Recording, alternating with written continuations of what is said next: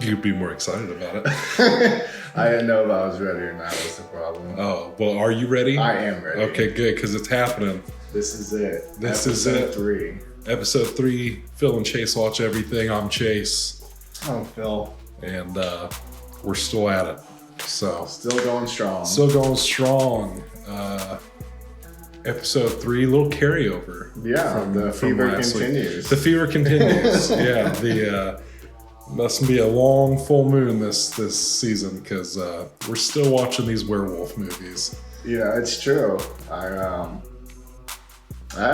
probably watch majority of the movies I watched this week. I mean, I watched a decent amount of werewolf movies as well, I guess. I only watched 3. I watched The Wolfmans.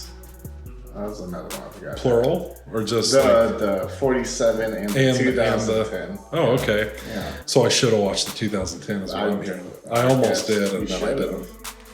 But, so I guess let's just start with all of our werewolf movies, I guess. We'll just get this fire burning. Oh, God, there's so many. Let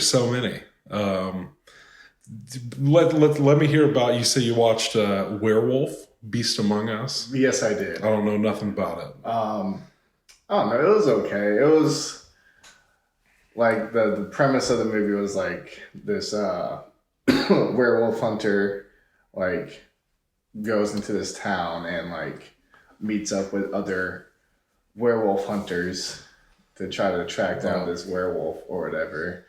And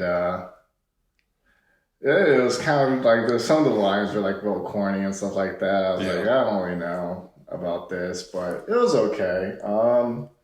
I've seen it around. One thing I will say about it, and this is my hot take about it, I'm not a big fan of the vampires versus werewolves. Just in general? Well, yeah, pretty much. Okay. I don't know, because like they did that in the movie, like the final boss.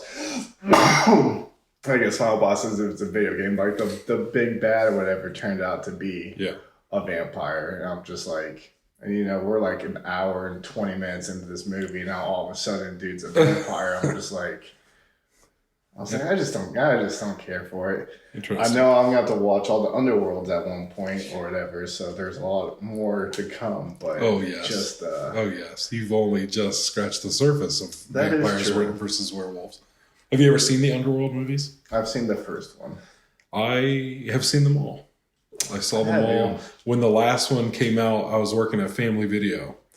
And me and the girl I was dating at the time, because that came out at the same time as the last Resident Evil, the final chapter, I suppose, which was not the last. Did we watch all the Resident Evils together? Or we did, but I also watched all the Resident Evils then as well. So I did the Resident Evils and then I did the Underworld movies. But Resident Evil in general, I've been having an itch to watch Resident Evil this Halloween season. I just haven't gotten around to it. I was going through, and I don't think I put any of them on my Letterboxd.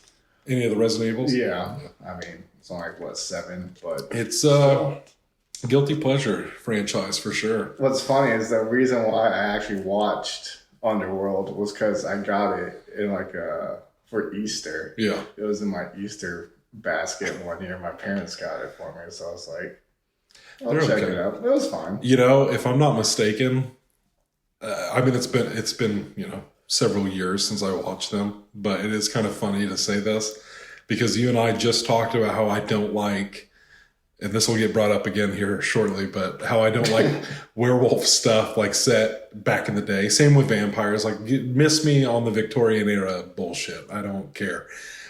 Yet, that being said, I'm pretty sure my favorite Underworld movie was Rise of the Lycans, which was a prequel where they jump back in time and do exactly that. So, they're decent. As long as they do it well, maybe. Who knows? Yeah. Who knows? I don't know. Another movie that I forgot about last week, so I'll just throw this one in there real quick, is the Teen Wolf. Teen Wolf, you're a fan. I am a fan. I watched the whole series and then the movie now. So, but did you now? For you old heads listening, Have you watched like the Like OG? the OG now. No, just MTV. You sound like one of those kids who's like, there was a Karate Kid before Jackie Chan. No, I knew there was another Teen Wolf. No, I just haven't. Just never got around to it. I feel you.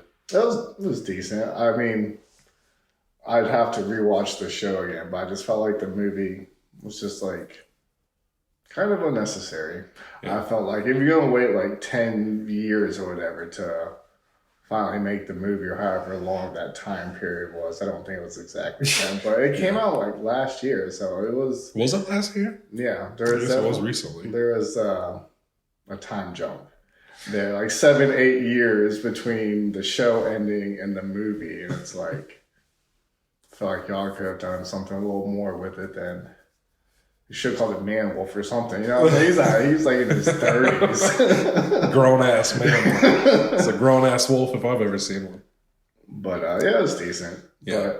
But forgot to mention it last week, so yeah. And here we are, Werewolf Fever. No, Dylan O'Brien.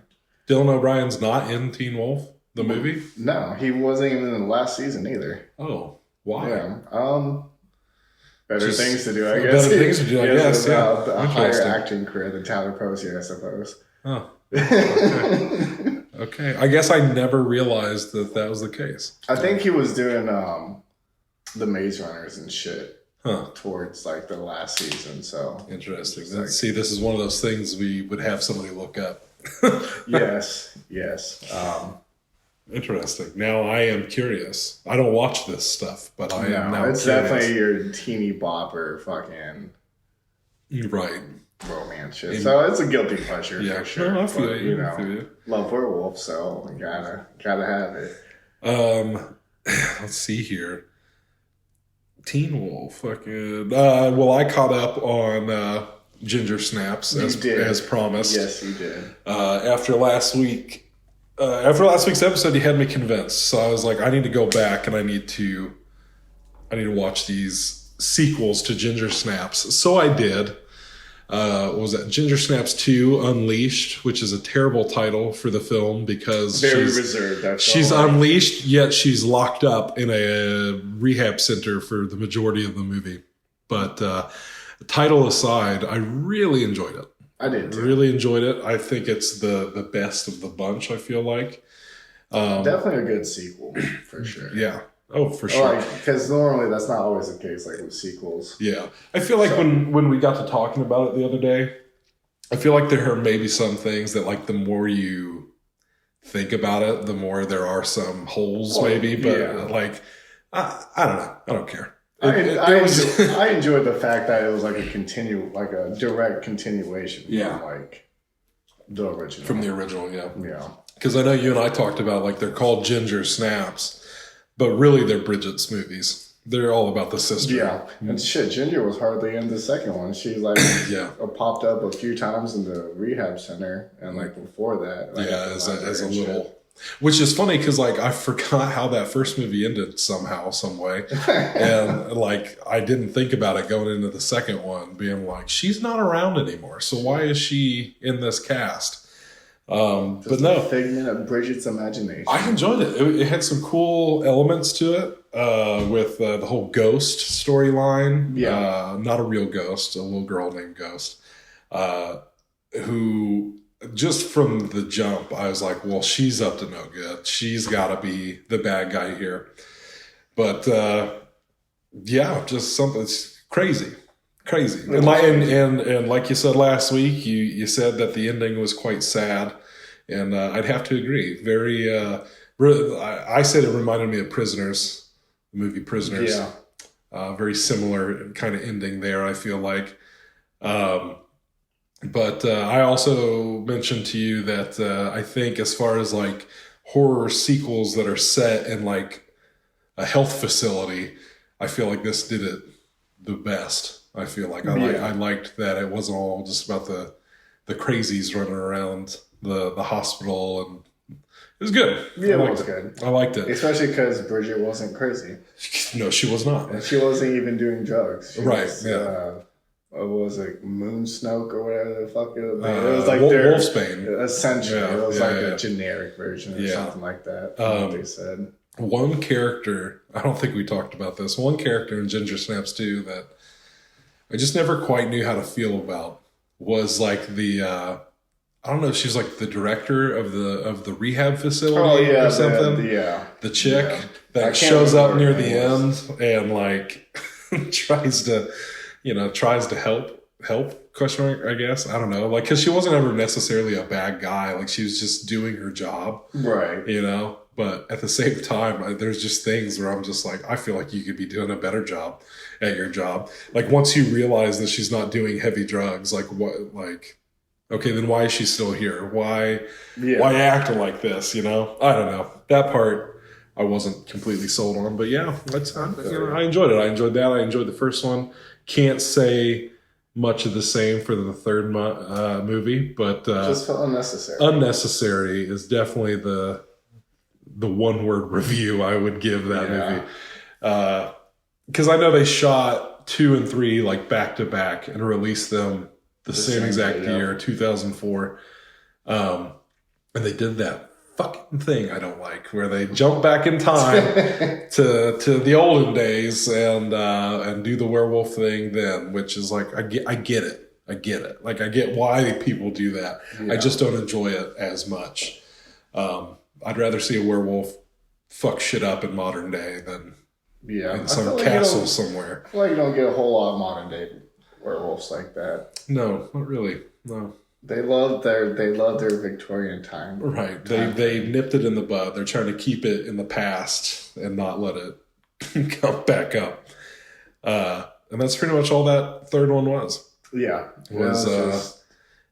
I think you said that it was almost as if it was just like the first movie, just in the past. Yeah, which kind of how it felt. It definitely felt that way. It was unnecessary, much in the same way those Candyman sequels were unnecessary, where they just didn't add anything. You know, like there's nothing. Like I said to you before, that like other franchises, no matter how silly they get as they go, at least they try to add something new, like to the thing, but the lore, I suppose. But the Ginger Snaps 3 and the Candyman sequels just did not feel like they added anything whatsoever. It just felt like unnecessary retreading of something else I will say about Ginger Snaps 2, and I guess the Ginger Snaps trilogy as a whole, is I wish Emily Perkins, who played Bridget, was still doing more work, because after watching her in Ginger Snaps 2, I thought she was good in Ginger Snaps. I thought it was neat when I found out she was Beverly Marsh from the original It miniseries. But then like I looked into her IMDb and she really didn't do a whole lot afterwards, which is just too damn bad, because I just the whole time watching Ginger Snaps 2, I was in love. I was just like, this woman is incredible. This performance is incredible. Opie. And I would have loved to have seen Emily Perkins. Actually, there was another movie I saw that she was in that I have seen. She's the Man, with Amanda Bynes. Yeah, I did. She played the I don't know if you remember the that nerdy chick that was in it. That I barely remember it myself, but I saw the picture of her from it, and I was like, oh yes, I remember. That's right. But no, other than that, I would have loved to have seen her keep acting. She's just amazing. I know, maybe there was a reason behind it. Just go out on a high note. Yeah, or she's like, I was too damn good in Ginger Snaps too. I peaked. There was a Silly Thinks It's Philly moment in Ginger Snaps. Oh, Silly Thinks It's Philly. That's new. Did I say that backwards? You did. I guess. Wow. Well, Silly thinks it's Philly. Silly's sick of you using his name. But I digress. But I think it's just like a personal issue with mine, because it was the same thing with Terrifier 2. I hate like the post jump scares. Like I just think it's like so unnecessary. Like when Ghost went to go put the coins on the one chick's eyes, like right before they left the facility, and like the eye popped open. I'm just like, why? that bitch is far gone and dead. Yeah, she's pretty much in having and telling me her eyes are just gonna open. So I guess my question for you is, does this always bother you, no matter the circumstances? like in movies? Because like that's a whole thing in slasher movies. Yeah, I guess as Scream has pointed out. It does. It's just I just don't like if it's not stay down. Especially like if it's too like an excessive point. I have the same problem with The Revenant. When I watch that, you're not gonna tell me he survived that bear attack. I don't care who you are. It's just like it's the unbelievability of it all. I guess for me that really loses it for me. If I'm not mistaken, wasn't The Revenant a true story? I'm pretty sure The Revenant was a true story. I don't know. He might have got attacked by a bear, but he didn't get attacked by a bear that bad. But he didn't walk away from it. No, they made up the rest of it. He didn't walk away from that either. It took him a long time. Homie died from a bear attack, and his buddy was kind enough to tell his tale. You know, well, I don't know. I mean, like at one point, he gets his throat threat. Yeah, his throat slit open. You imagine like a grizzly bear weighs about 800 pounds, just pouncing on his back, tearing him up, throwing him around, falls on him, and I was like, come on, back in the 1800s, there's no medicine. They just jumps they kind of just sewed him up. He had to use gunpowder to close up his throat. I'm like, that one just create a bigger hole. Is that not how that works? So I don't know. Never been in this situation. Completely off topic, I suppose. Just that's bear attacks. We're talking about wolves. But yeah, so I don't know. It's just I'd say a little excessive. A little Philly excessive. thinks it's silly. I've got some things that Philly might find silly that I'll bring up here later after we move on past the werewolves. If I can say it right. But, or that silly might find them Philly. I don't know. To keep going with the old werewolves here. You said you watched The Howling? I did. The first two. I've seen the first one. I have not seen the second one. The first one was hard to find. Hard to find? Yes, it's not on any streaming services. Interesting. I own it, so it's not too hard to find for me. So for legal purposes, I rented it, but I was able to find it and watch it. I enjoyed it. I thought it was funny because it was like, well, I imagined like the werewolves look like Wile E. the Coyote on steroids. Like they had like the floppy ears and everything. I was like, okay. But Wile E. Coyote had enough of this shit. He is like, fuck this. Fuck the Roadrunners. I'm just doing me now. I don't know. I mean, it was cool. Like I enjoyed like the whole like wolf pack side of the whole thing with the whole retreat being werewolves essentially and stuff like that. I guess one thing that like bugged me about it the most, I'd say, was like werewolves are supposed to be werewolves during a full moon. Yeah. Not just whenever the fuck they feel like it. So like that kind of irks me. But also, like when they did the transformation, you ever put like a chicken pot pie in the microwave and like the crust is like flexing? Yeah. That's pretty much what it looked like. Their foreheads were bubbling in and out, and then long snout, Wile E. Coyote. I was like, okay. But the second one would not recommend. Just flat out. It was like, I don't know, because then it got weird. Like it got really weird. So like, well, didn't you say the title is like My Sister's a Werewolf or something like that? Yeah. Or Wolf Bitch. A Werewolf Bitch. Or Werewolf Zebra or whatever the hell it was. There was like 4 different titles for it when I was looking at it. Interesting. I don't know, like it lost me. So like you said, you watched the first one. Yeah. So like how it ends, spoilers.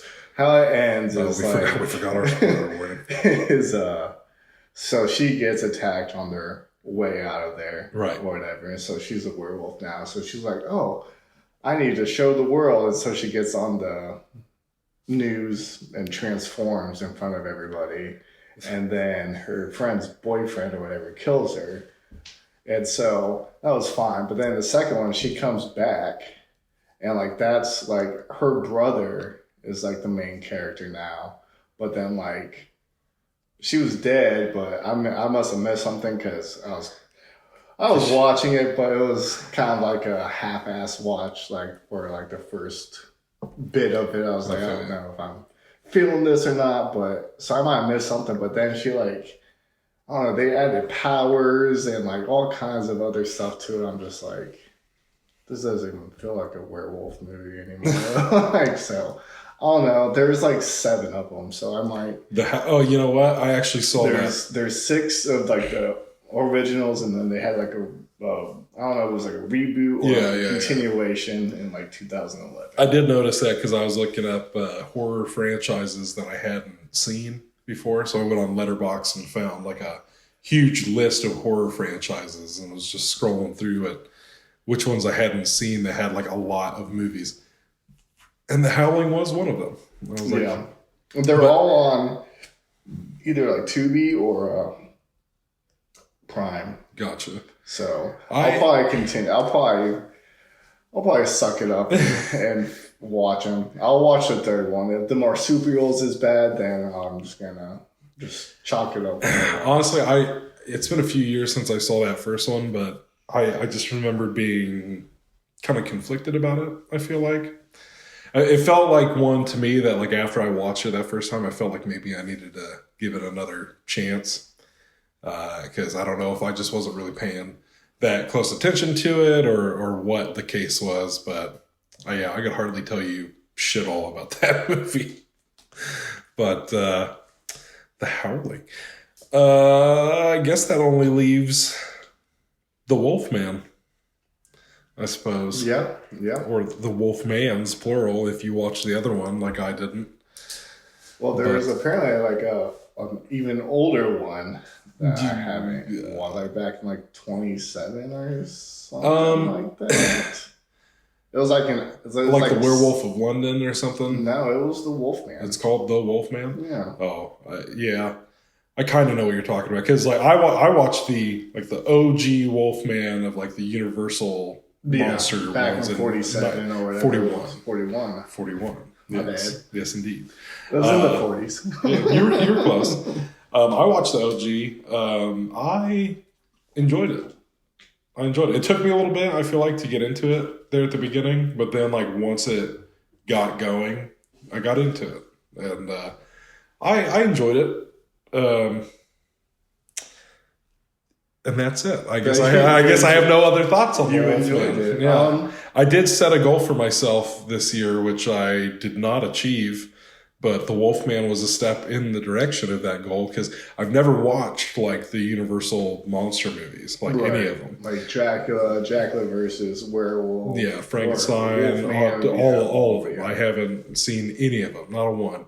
But now I've seen one. I've seen the Wolfman. I've seen the Wolfman. You're getting closer. So, hell yeah. I enjoyed it. You said you watched the new one. I was interested to watch the new one. And who knows, I may have even watched it when it came out in 2010. But that was quite some time ago. But I saw where like the original script for like the original Wolfman movie left it more like up in the air of like, is he a werewolf or is it just in his mind? Is he just crazy? And I guess they trashed that idea. They were like, people want to see the wolf, so let's not be coy. Right. But then I heard that in the 2010 one, they did kind of lean into that idea more. No. Oh, okay. All right. So I've been lied to. Okay. I would say so. I mean, because it shows like werewolf killings, like right in the opening scene. So, right from the jump. Huh. So, thanks, internet, for nothing. Yeah. I don't know who. I mean, they still. I think both of them leaned into like the other people thinking he's crazy. I mean, because that was real prominent in both of them. I will say watching the original was weird because it's like how times have changed. You know what I'm saying? It's been about like 80 some years. 80, I was actually thinking about that when I started watching it, that I'm like, this movie is almost 100 years old. Yeah. And like some of them, like Frankenstein and Dracula, are a lot closer to 100 years old. And that's just kind of wild to think about. There's a lot to think about. Yeah, actually, there was at least one scene in The Wolfman that reminded me of, I believe it was the first thing you and I ever made. Our video that we made for school called The Life of a Gladiator. Yeah, I was trying to think about the first thing. Yes, the Wolfman reminded me of this because of when you fought the lion in Life of a Gladiator, and it was just your dog. Ginger. And then rest in peace. R.I.P. Ginger. And then the Wolfman, that scene where he fights off the wolf, and I just think it's funny that it's like all behind a tree, and it's clearly a dog. Well, because what's funny about that too, it's like if they wanted to do that, I felt like they should have just left that being like they just have the dog run around then, because it's like you kill this wolf-looking creature and then he just grows hair all over his face, right? So it's like, why was that the werewolf? But now, why can't you just do that for the other person who's also the werewolf instead of making That's what I did find that intriguing that they made that choice. It's like, yes, when this guy turned into a werewolf, he just turned into a dog. But when you turn into a werewolf, you're going to be a werewolf, damn it. Yeah. I guess with the point I was making with it being so old, because it was like, dude has the telescope or whatever, and so he's looking through it, sees the girl, and it's like just like, what store is she in? And then like pans over and like goes over there, and it's just like macking on her hard. And like there was one point I was like, okay, well she's not really, accepting your advances, it seems like. And he was like, well, I'll pick you up. He's like, I'll be here at 8. She's like, no. He's like, okay, well, we can do this together. No. And she said no like so 6-7 times. Yeah. And he's like, okay, well, and then still showed up. Yeah. Well, but she's still expecting. And then, also she was also like engaged to be married. Yeah. Hanging out with her. And can I bring my friend along? Sure. Yeah. That. I don't know if it's just like the times or we've aged or what, but I do find myself criticizing films for things like that more often. And it's almost appropriate, I feel like, to have The Wolfman be the last of our werewolf movies before transitioning into everything else, because I feel like there's a theme of sorts there with how women get treated in some of these movies.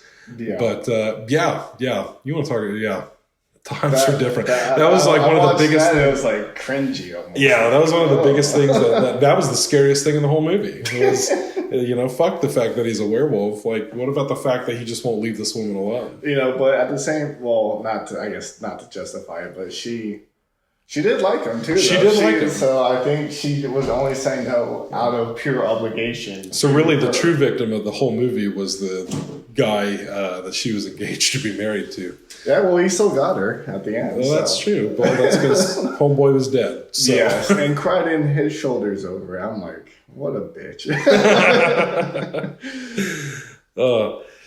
Yeah, it was decent though. I enjoyed it. A little Hollywood classic. Oh yeah. For the times, the transformation scene was, decent. It was decent. It was for sure. I think the untransforming was cooler than him. I feel you. Big old bushy eyebrow. Yeah. Well, because that one stuck out to me. She'd come up and say like a little riddle to him. And he just like slowly turns back. Hey, buddy, the sun's getting real low. Yeah. All this werewolf stuff, though, has led me to wonder, because you and I have been talking about, werewolf movies and like what we would do with our own and stuff.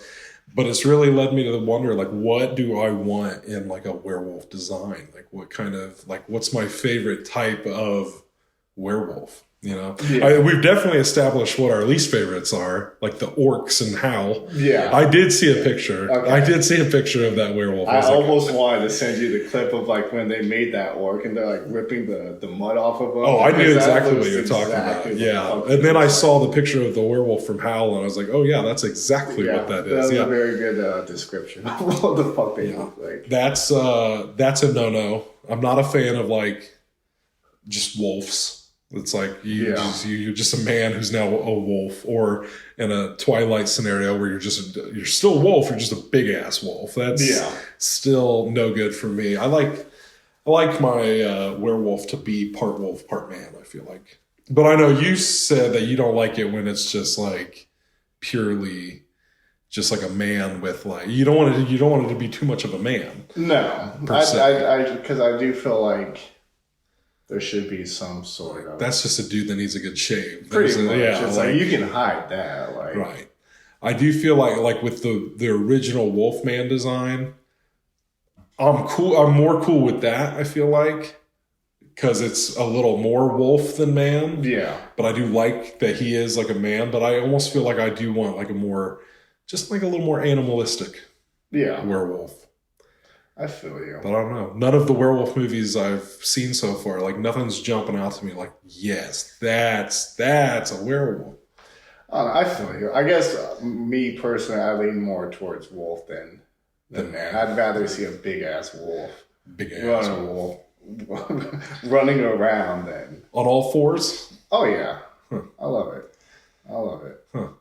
But they can't stand upright though. Like that's what I'm saying. It's a speed. I want both. It's a speed. I want both. I don't want you to just be walking around on all fours like some dog. No, I want you to stand up and fight me. I kind of like. I really like the Harry Potter werewolf. I was going to bring that back up. They did a really good job with that because I like the lanky style of like the werewolf. Yeah, I like that too because I feel like I don't want a bunch of fur. I mean, I get that, but it's like more so of like being part animal as well as human. Which I feel like that's a great example because I do know you brought that up when we were talking about like transformation scenes.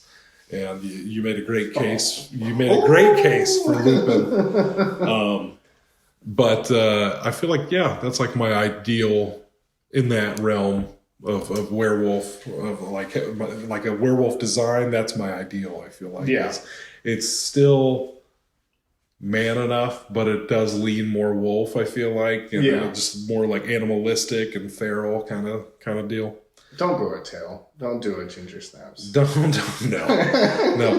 Because that scene in Ginger Snaps, all I could think of was that scene in, Shallow Hal, where his buddy has like the elongated tailbone and he's got the little tail. It's been so long. I'm pretty sure that's all I could think of. I think I only watched that once, and it was like on a trip somewhere. I think someone in our class brought it. It was like their favorite movie, and we watched it. I watched Humanoids from the Deep. Humanoids from the Deep? Yes, I watched that yesterday from 1980. And I briefly mentioned this to you because I was going to watch it like a little bit earlier.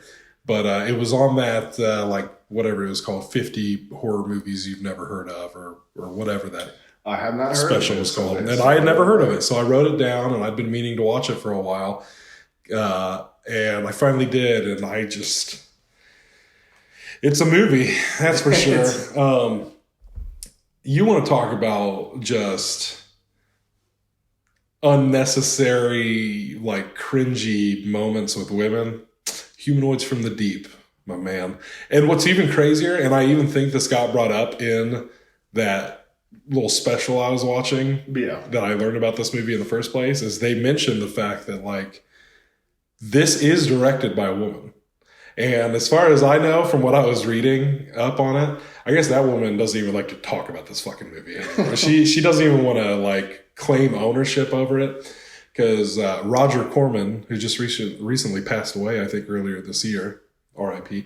He was a big movie producer of schlocky like B movies. He was if I could be getting all this wrong. I wanted to say he was the one that did Trauma, I think, but maybe I'm wrong about that. I don't know. A lot of like the schlocky B movies of yesteryear, like Roger Corman played a big part in that. Like that was his whole thing. It was like he was the king of B movies. And this movie, I guess like he was the one who said, this needs more monsters, it needs more nudity, it needs more sex. So he sent a second unit out to direct all this stuff that, like, I guess he recommended the original director to film these things, and she's like, nah. And then he's like, okay, well, what if I have so and so film it, and then we'll show you the stuff so you can like okay it, proof it, and she's like, okay, that's fine.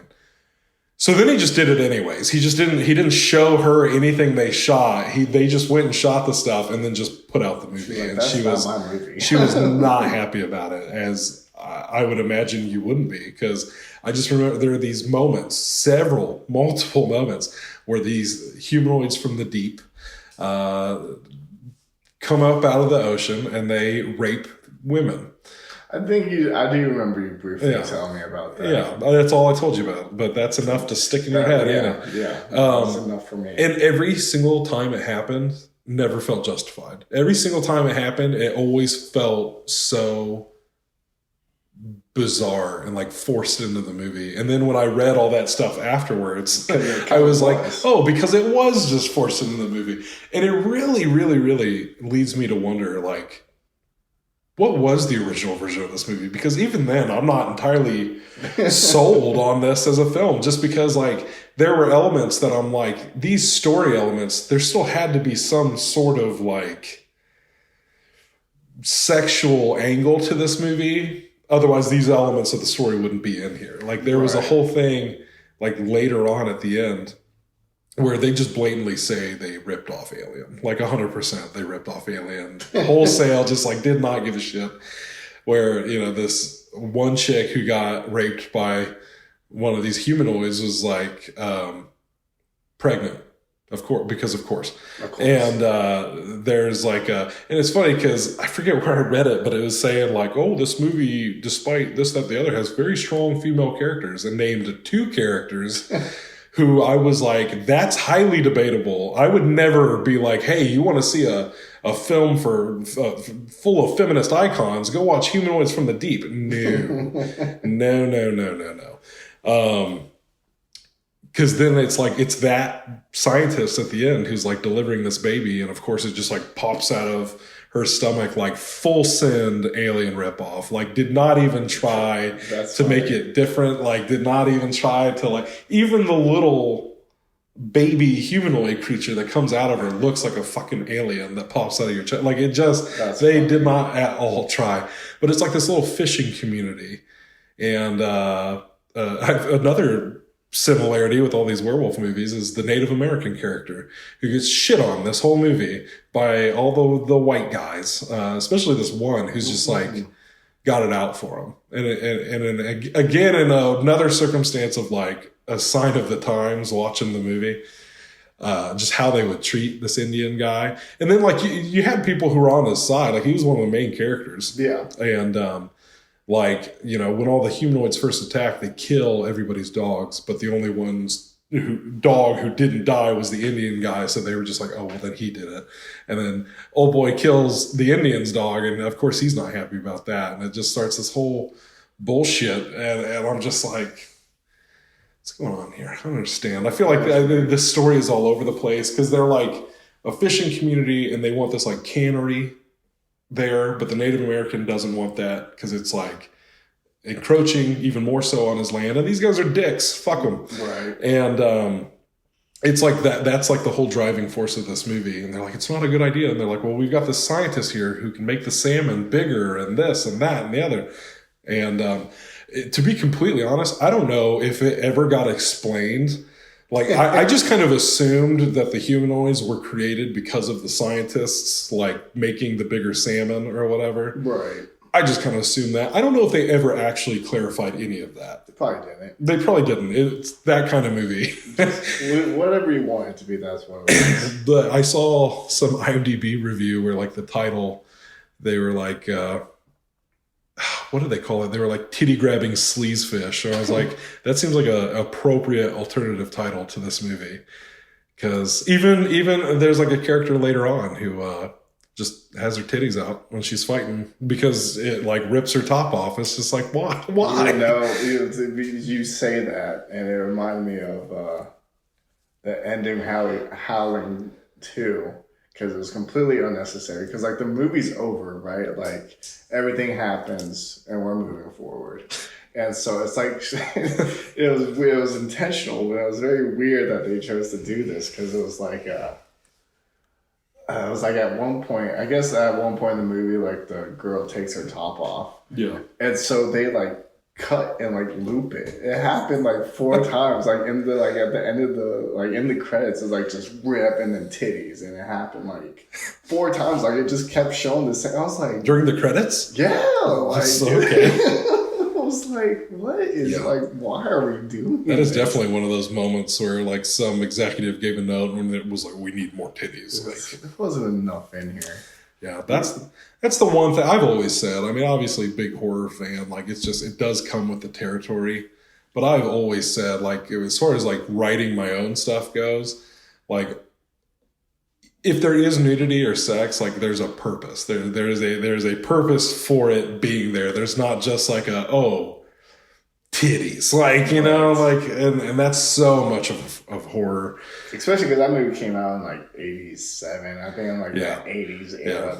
That is not something that died out anytime. No, so that I feel like it's a more recent thing that's just started to fizzle out, which, like, thank God, of all the tropes, you know, it just unnecessary nudity. Listen, I don't mind nudity. I don't, you know. Yeah, but if you're like having sex or something, or you know, even that, but like just to do it, just to have it on screen, like, just feels weird. Just feels wrong. Yeah, it's like I shouldn't be looking at this right now. It's just like, you know, this woman was not. I mean, especially reading like the trivia page for Humanoids from the Deep. Like almost every single bit of trivia for that movie had something to do with the nudity of these actresses or the additional like scenes of sex or nudity or whatever. I don't think it's fair to call it sex. It's rape. It's 100% these slimy, nasty monsters raping these women. It's just a weird movie. Weird. On the flip side, a movie that probably is more of a feminist-driven film that I have not seen yet, that you just watched, Teeth. Yeah, I was literally just about to get into that, just to ride out this feminist wave, I suppose. Because it was, I mean, I enjoyed it. Like, never seeing it before. Mm-hmm. I did, I mean, obviously I got, you know, what the message behind the movie was and shit. But still weird. I guess there's still stuff that, like, I don't know, like, because... Is that even a fair review? To walk out of a movie, you know damn well what it's about, and then to walk up and be like, that was weird. It was weird. I don't know, like just how people were acting was weird, I felt like. You know what I'm saying? Because it's like, I don't know, it was just, I mean, it was fine, but there were just, like, moments where it's like, I feel like they're just doing this to do it. I mean, because there's like because like the chick is like all religious, like very gung ho, purity ring on, all that kind of stuff, and it's like even runs like purity events like for the school and stuff like that. So real all about it, which that's fine.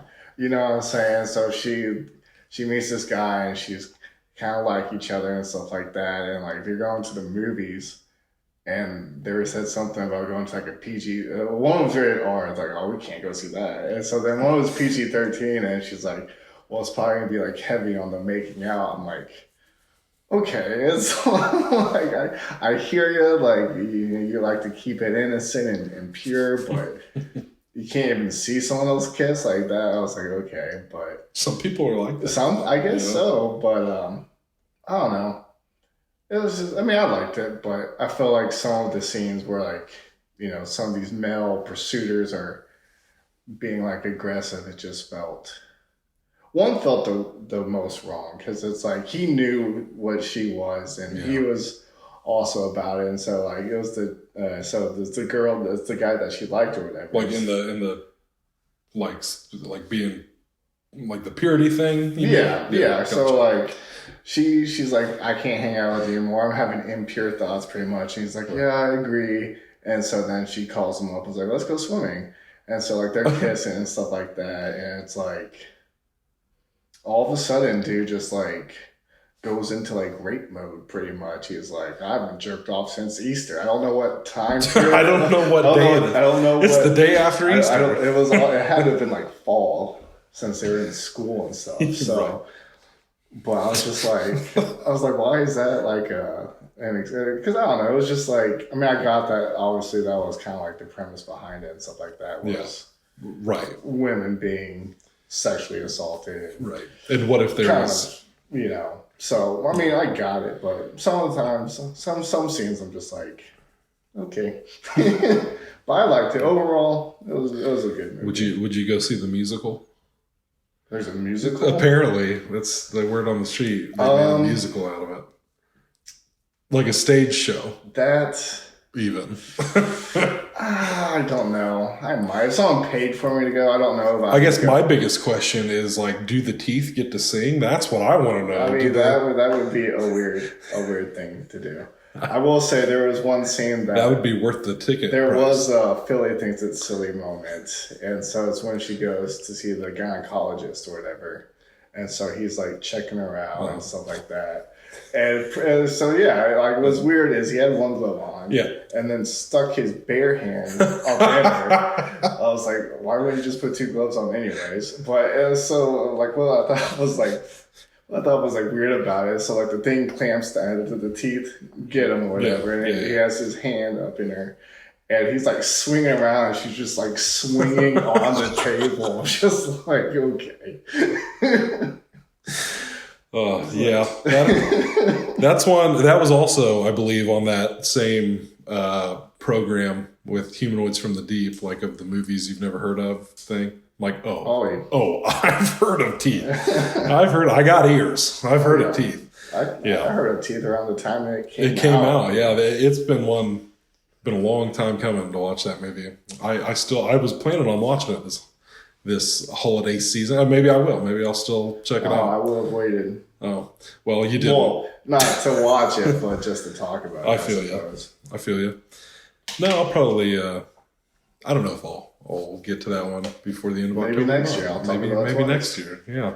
And get more in depth with it. I don't want to like say too much about it just because you haven't seen it. I don't want to. I feel you. Right. We don't spoil things for each other. I don't want to give a breakdown of everything that happened. I know earlier I said I was going to loop back to some things that Philly might find silly, and what I meant by that was the entirety of Humanoids from the Deep.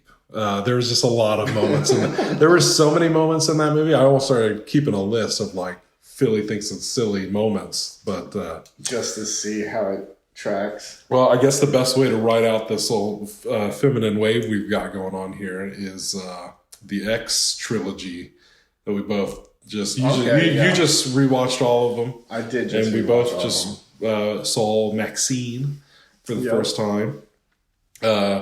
So how do you want to do this? Should we just start at the beginning? Should we start at MaXXXine? How do you want to? We can start from the beginning. Okay, because you and I, do you want to start from X, go to Pearl, and then go to MaXXXine? Yeah, we'll do it that way. Yeah, because you and I, we've been on this journey from the beginning. We went and saw X in theaters. Yep. And then we're surprised to find out at the end that there was a sequel coming out in like a few months. Which we also saw. We also turned around and went and saw in theaters. But did not see MaXXXine in theaters and I blame Ty West and all of them that made these movies for not releasing it that same year because we were on a roll. They waited like fucking 2-3 years for this other one to come out, so you threw us off. But no, I remember we went and saw X, and what a dirty movie. It was not in the sense of like it being about dirty movies and stuff, but like it just makes you feel gross. Like, and I just remember the first time we watched that, just being like, ugh. And I know Kid Cudi was a big draw to it, and I loved him in that first movie, and then I believe he stayed on as a producer through all 3 of them. Yeah, that's what you were saying. Yeah. I missed his credit because I was looking for it. And what's funny is there's actually this was not planned, but this is not the last time we will be bringing up Kid Cudi in this episode either. I didn't even know this was unplanned. It was unplanned because there's another Kid Cudi movie we watched as well. I watched another Kid Cudi movie Just yesterday. Yesterday? Yeah, well, we'll get to that. Anyway, so X, yeah, we saw it, and I mean, I don't think there's been a time that's passed where I'm not quoting that movie for shits and gigs. I mean, we both just got a kick out of when Pearl's husband dies, and Howard with the bad heart. My heart, Pearl. My heart, Pearl. I can't.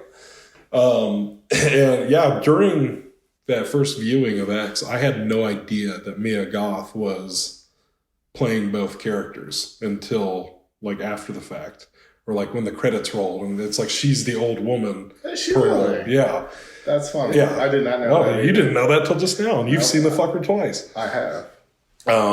And then I also went back and rewatched X and Pearl, because I think, I won't speak for you here, but I feel like when we saw Pearl, I know I was a lot less taken with Pearl than X. Like, I remember just kind of being like, meh. Yeah, and what's funny is I enjoyed Pearl a lot more the second time. Yeah. Than to watch it. I kind of feel the same way, because I believe for both of us, upon our rewatch, we watched it the other way around.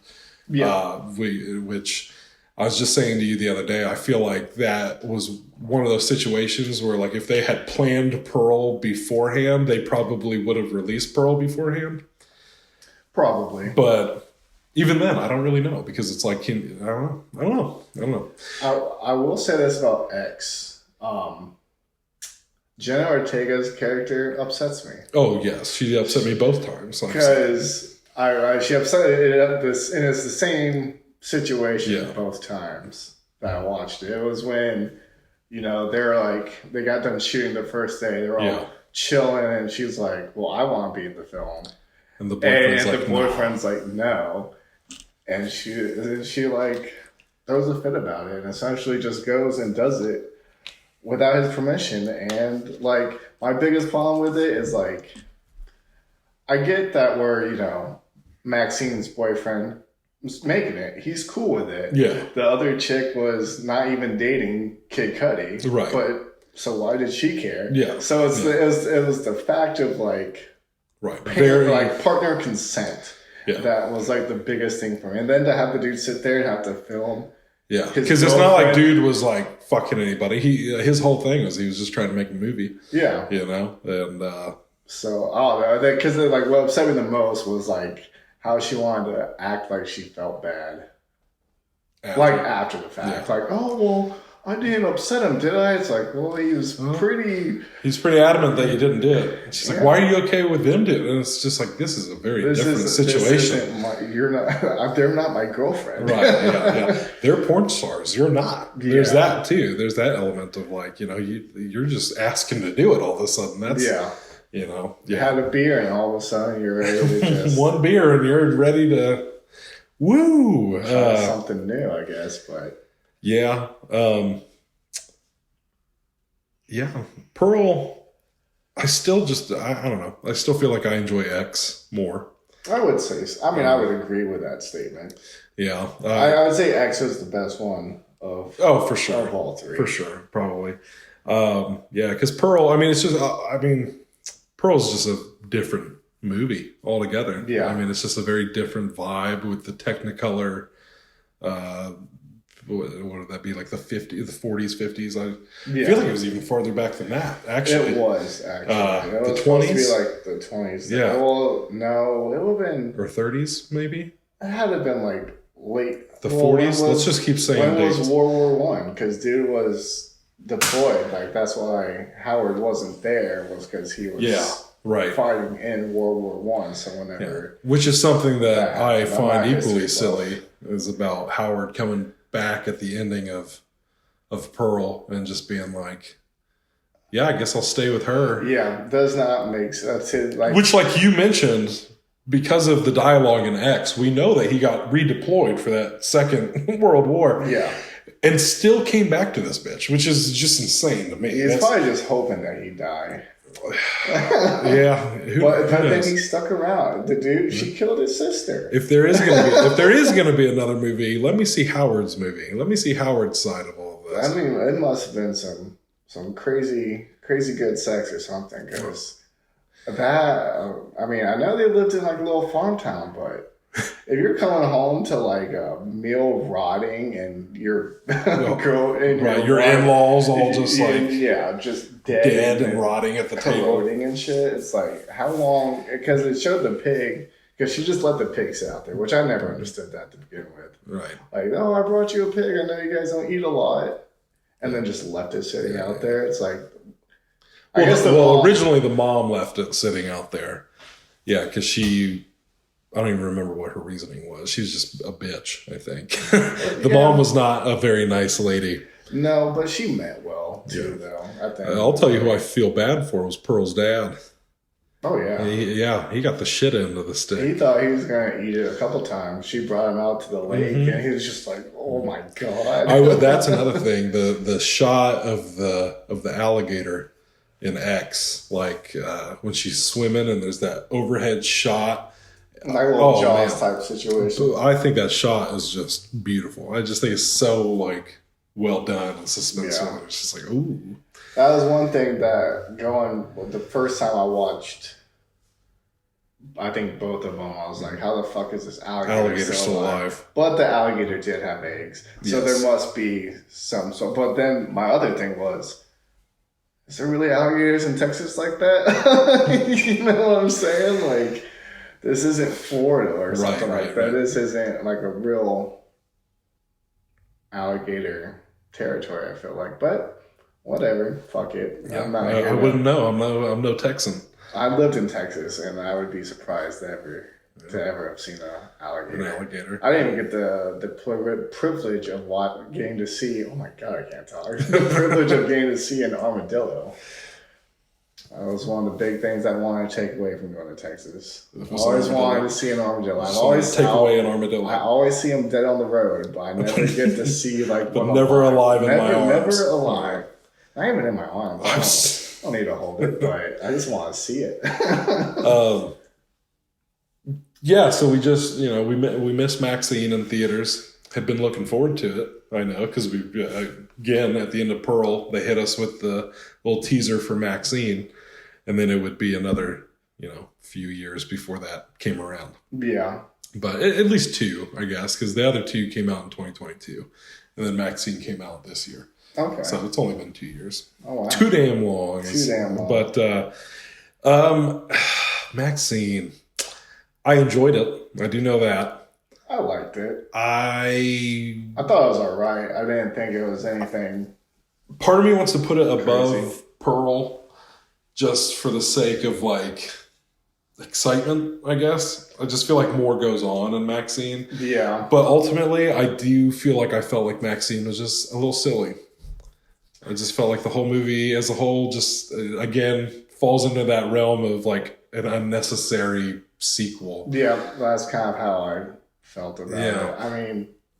You and I pegged it pretty quick, it sounds like, into our viewing. Because you said it was like that sermon at the beginning. Yeah. I just had a feeling. I don't think it was then that I figured it out, but I think I knew for sure, like the first time you see Kevin Bacon's character show up, and he's like clearly talking to who was the killer? Was it the Night Stalker or yeah?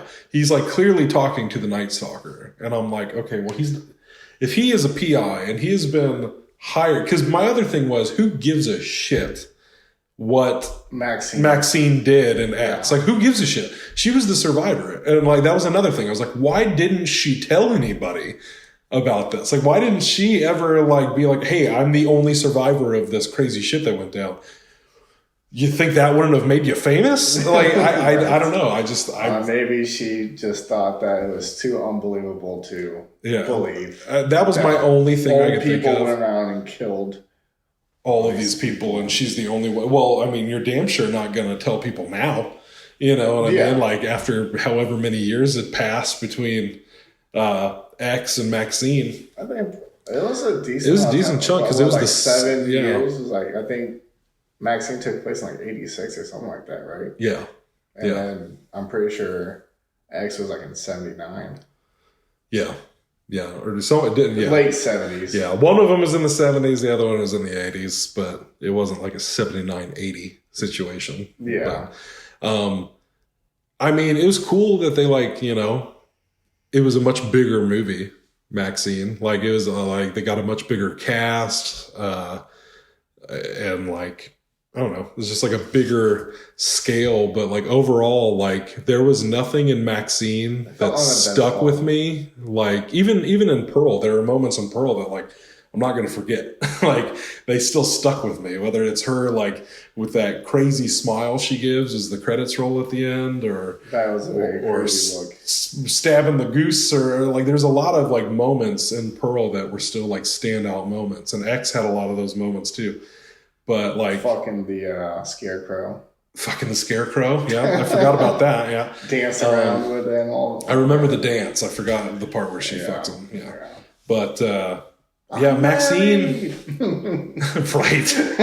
I'm married. Yeah, you stupid scarecrow. How dare you?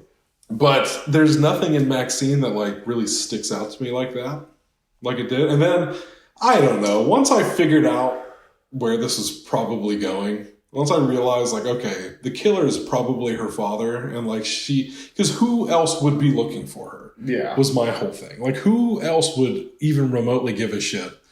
And they've planted those seeds too. Yeah, there's a heavy foreshadowing. Yes, because even in X there was like the which I forgot about, because when I went back and rewatched X recently, I was like, oh, that's right. Like at the end where they show that like, oh, this thing you've been hearing this whole movie, that's her dad. I'm like, oh yes, that's right.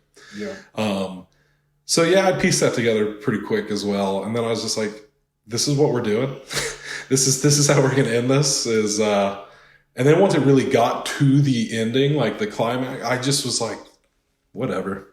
It's like whatever. It's her dad and his cronies, his religious cronies. Like who gives a shit? It just felt very flat. It just felt like it just kind of laid it on its face a bit. Yeah, it never felt like it really went anywhere. Like it's like there was never like a climax. I really felt like. I mean, the biggest one I would say was probably Kevin Bacon chasing around the set. Yeah, that was like the most. Yeah, well, because there's the moment where like she goes and like punches the shit out of him with her keys, and fucks him up real good. Quit following me. Which, like, you know, the whole time we're watching it, Belle keeps saying, she's like, oh, I love MaXXXine. Like, she's such a badass. You see the way she squishes balls? It's like, dude, that was nuts, yeah. But it's like one of those things where I'm like, I guess you're not wrong. Like, MaXXXine isn't necessarily like a villain or a bad guy, like, you know, but that's just the whole thing is like in MaXXXine, I feel like you could have taken MaXXXine out of the movie and you still would have just had like this slasher movie. You know what I mean? Like, yeah. And it could have just been anyone. It just could have been a Night Stalker movie. I mean, that's, again, it's not to say I didn't enjoy it. I still liked it. I still, I'd rewatch it, you know? Yeah. But it did not strike me like the first two did. But I'd like to say it's all over, but word on the streets is that he's going to do another movie. Oh, so old Ty West over here. I guess so. I almost liked it better when Ty West was doing more original stuff, but not that these weren't. I guess, but I guess these were all his, but not like an IP or something. But I don't know. I like Ty West. He's hit or miss for sure, but that's just because he takes big swings most of the time. Yeah, I can't even think of. I mean, I'm sure I know his other stuff. But I can't think of anything off the top. We watched The Sacrament together. I did like that. That was a good one. See, apparently he just has a thing against religion. I guess so. I guess so. House of the Devil was like the first one that made him like a big name, big-ish name in the indie scene, but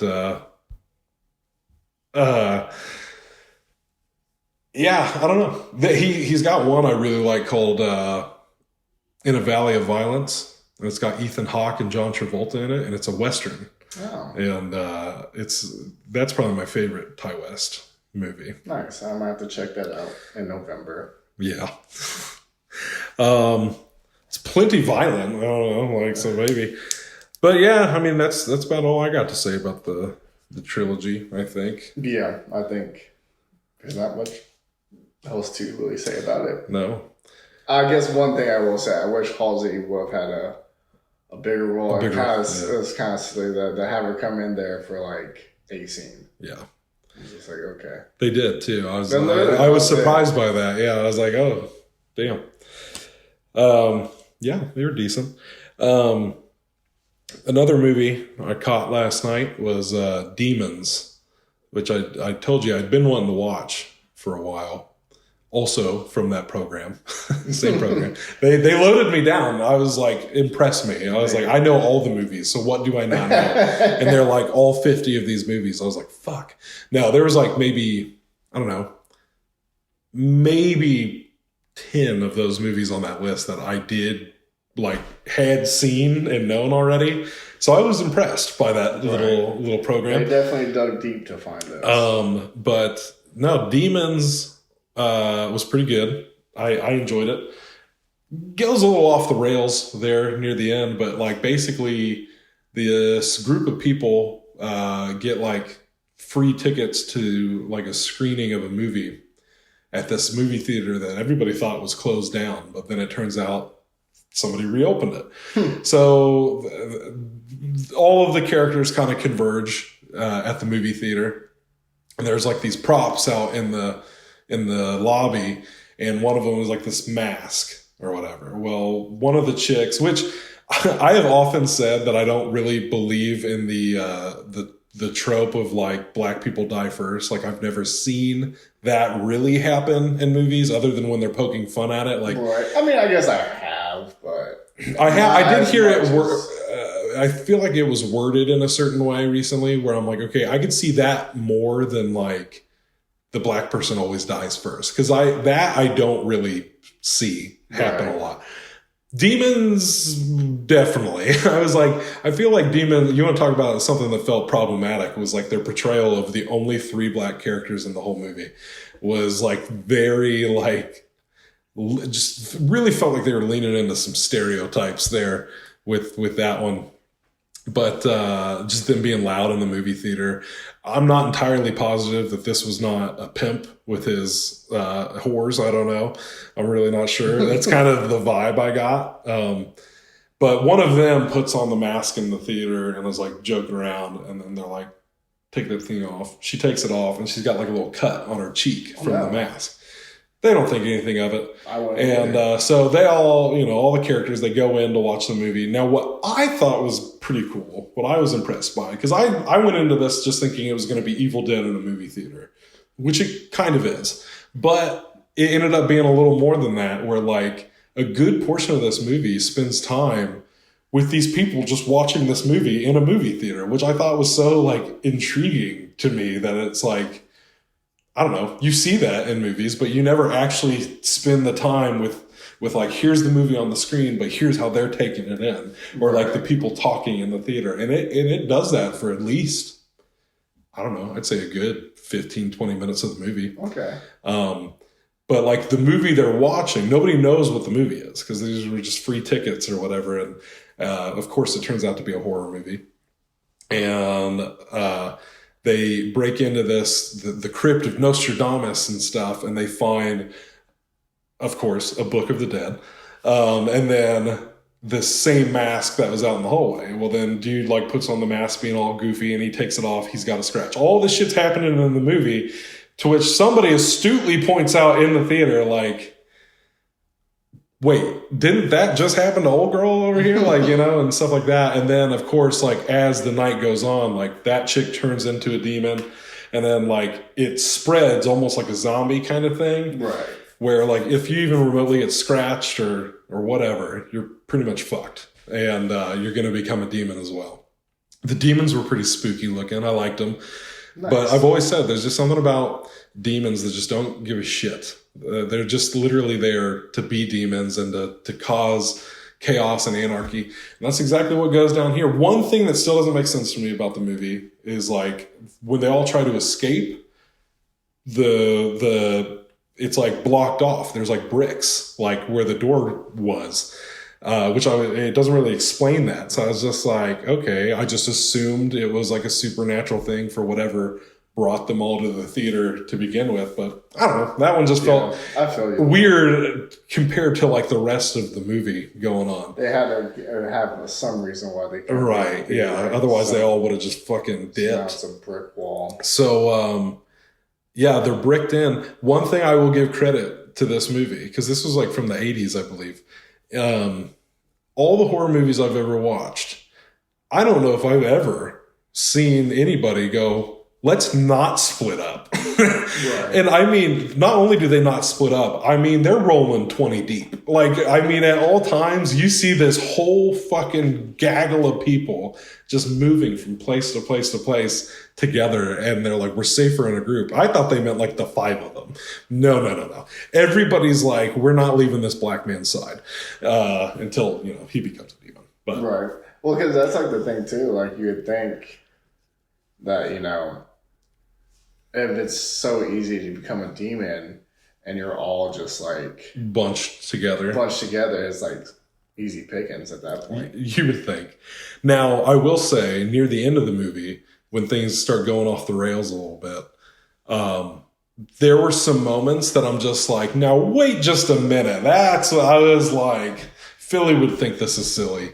Because it's clearly established, if you get scratched, if you get bit, whatever, you are going to become one of these demons.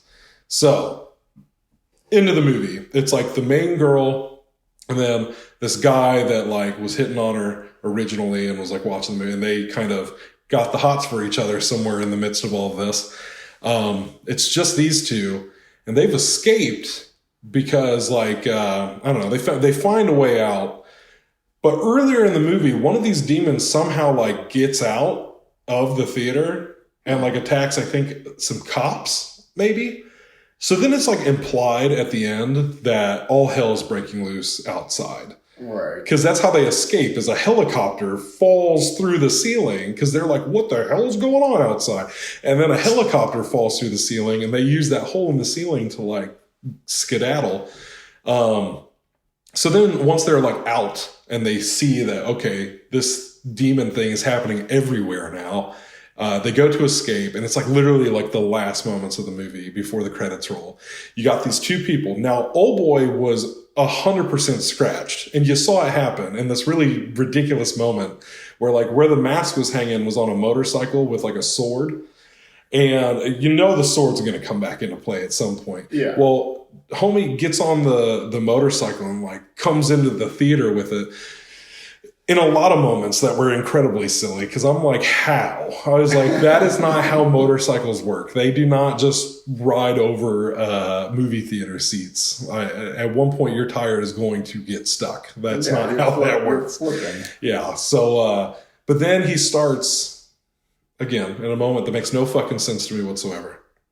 He's fighting the little demon things. He gets the girl on the bike and then just keeps going in circles around the movie theater, like hacking up these things. And I'm like, dude, leave. Right. Drive back out of the main theater where all of these things currently are. So he's just slicing away at him. And I'm like, this seems reckless. I'm like, this seems very reckless. Well, he 100% gets scratched. Like it shows him like, as he gets scratched on the arm.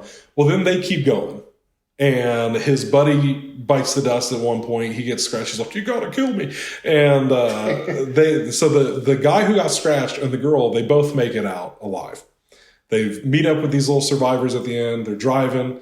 And then in a last second scare, you know, the girl, like, she starts like touching the back of her neck, and you see that she's got the little bubbly chicken pot pie transformation thing going on. I got you. And she turns to the camera and is like, "Bah!" It's all demonic. Right.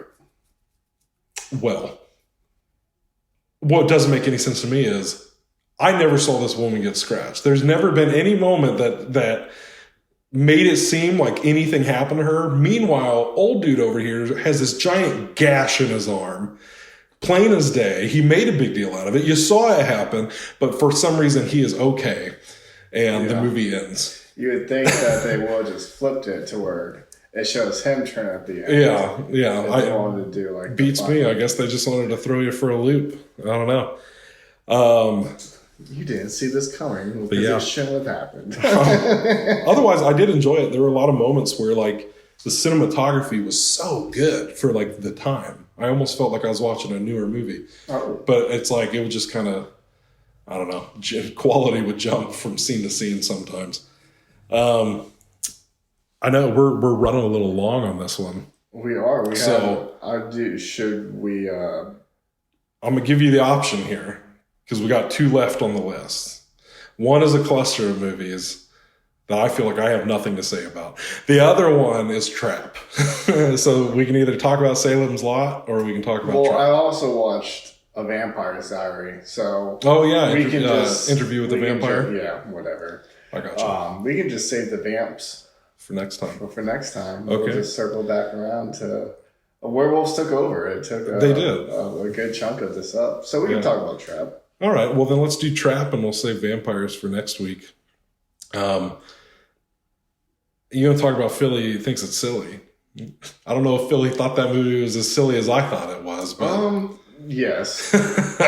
I was looking forward to it. I thought the premise looked cool, but I mean, again, in an instance of you hitting the nail on the head, even just watching a trailer, you know, you made that joke about, I bet the big twist is that there is no twist. Yeah. And that's kind of how it felt. That's pretty much what it was. Unless, like we discussed, the moment where they're like, oh, his wife was the one that ratted him out. Right. Was that supposed to be the big twist? Or I guess you could even say him taking the bike spoke out and breaking out his handcuffs. It just felt lame. It just felt lame. And I felt like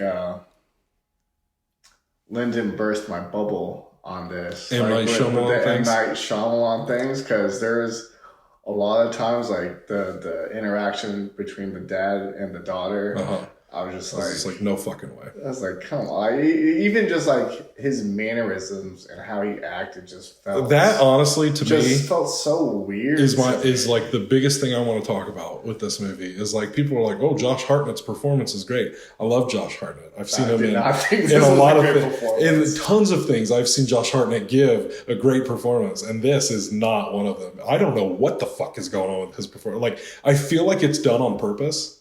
But I feel like we never get I feel like it's supposed to be like his facade, right? Like this is who he is on this life, but you never want the 2 lives to cross. You did bring that up. But I just feel like we never saw enough of him like normal to like justify this like over the top like corny dad thing that he does every time he talks to anybody, and he just does not seem like a human being the whole movie. Like he's just like. I was honestly expecting it to be like, this is a twist I would have liked, that it was Josh Hartnett in the basement and it was like some sort of creature like took over his body and was pretending to be him. That would have been... I feel like I felt like more of a twist. I would have taken a lot of other things over what this movie ended up being. It just wasn't, was definitely not my favorite M. Night Shyamalan thing I've ever seen. Wasn't my least favorite, but definitely wasn't my favorite. The pacing felt super weird too. Like I thought the whole thing was going to take place at the arena. Yeah, they got out of the arena pretty fast. All things considered, like halfway through the movie. Yeah, because I also thought that. I just was thinking about that earlier. Because I checked the time. I'm like, there's like an hour left of this movie, and they just got out of here. Yeah, it was just kind of weird. Well, like one scene that really didn't make sense to me was when they're in the limo and he's like kidnapped her or whatever. Yes. And so then it's all the people surrounding the car, and then like the SWAT team shows up behind them. Yeah. And then you're gonna tell me that he opened his car and shut it, and like no one saw him get out of the vehicle at any point in time. Yeah. This is a movie littered with conveniences. I mean, there were so many moments where I'm like, I get that the guy's like skilled. Yeah. But I don't know, man. I don't know. Same thing with pushing the chick down the stairs. Yeah, nobody saw that. No security camera. You got all this security. That's what got me. The whole movie, you got all of this security, and you're telling me that at no point none of you saw any of the shit that this guy did. Yeah. Not even to mention when he goes into the kitchen to put the things in the fryer. Yeah. Who did not? You're telling me there's no security camera in this fucking kitchen that saw this man walk in, and I don't know. It's the same thing when he went to the roof or whatever. Yeah. And he's like, "Oh, I'm just so shaken. I'm just like, you seem like a bad actor. It's like what's weird is like y'all are looking for a killer trying to find a way to get out, and this guy who fits the description just shows up and you just kind of blow it off. I was just like, okay. Yeah. Not to mention you got all these people that are like pulling out of the audience the whole movie, but never once do they pick the guy who's like got the shifty eyes, who's like looking around at all of the exits and the guards and like. I was waiting for like a police officer to recognize him because he went into like the briefing area at one point. It's like, I'm getting coffee. For one, how do you know the coffee was even there? Which like, see, my thing is like that scene would have been cool if the rest of the movie followed suit, I guess. Like, because because now in hindsight, having seen the movie I've seen, it feels even more silly. Because like, there was like this sense of like, oh, that is pretty badass. Like the fact that he literally just walked in on these cops and then goes as far to walk through. He's got that shit-eating grin on his face like as he's like pouring the coffee, and he just thinks it's so damn funny that you can use my sugar as if it had like his name. Yeah, but that was you want to talk about a movie just littered with conveniences. I mean, I'm all for like suspension of disbelief on things, but this one really stretches that. I really wanted someone to say something to his daughter about the fact that she had leukemia. Mm-hmm, that too. I was waiting for that, and that never happened. I wanted at least the singer to be like, "Oh, like you're so brave for like what you've been through, and or what have I been through?" Yeah, I feel you. Something like, "Oh, my grandma also had leukemia," or something like just bring it up somehow, right? But they didn't. Yeah. So. Yeah, a lot about that movie that was just weird. Just didn't sit well with me. Yeah, it just it was. And I like to think I would say I'm a Shyamalan fan as opposed to other people. I'd say I'm a fan. I've enjoyed, especially his like last few movies he's come out with. I've really enjoyed Old. I enjoyed The Visit, Knock at the Cabin, The Visit, then the trilogy. He just released Split and Glass, but Unbreakable back in the day. Yeah. I'm a fan. I guess even Split was like 11 years ago now. Yeah. Something like that too. It's been a minute. It's been a minute since Glass. Well, Split was 2017. Was it 2017? Yeah. Oh, I thought it was sooner. Yeah. But still, that's still 7 years. Yeah.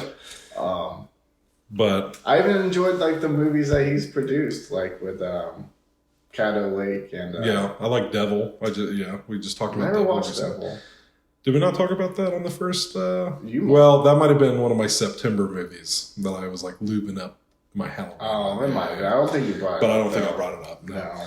But I even the Watchers or whatever was decent. Yeah, I almost tried to slip that in just to get a little double dose of Shyamalan, but the one that I always have loved that I know gets a lot of hate is Lady in the Water. Lady in the Water is I enjoyed it. I enjoyed it a lot. I only watched it the one time. Yeah. But the one time was good enough for me. I enjoy it. I know it gets a lot of shit, but like I enjoy the fact that it's like a bedtime story that he made up for his kids and stuff. Like, I like that. People can hate on it, but I enjoy it. People will hate on anything, so. It's true. But yeah, there you go. There you have it. That's this week, other than some vampires that are missing. Yeah, sounds like I need to watch some vampire movies this week. But I don't know. Now it's getting in the thick of it. It's the week of Halloween, so I feel like I'm going to start whipping out some like favorites this week. Yeah. I don't know.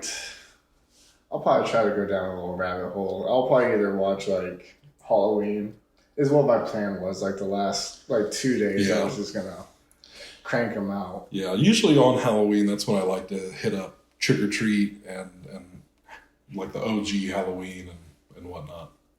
But all right, I guess we will catch y'all next week post Halloween, if I'm not mistaken. Well, yeah. Our next episode will be post Halloween. 26 something, I believe.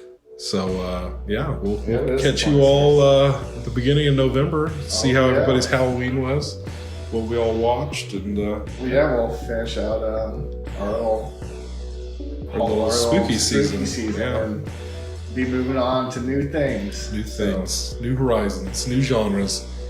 All right, peace. Later.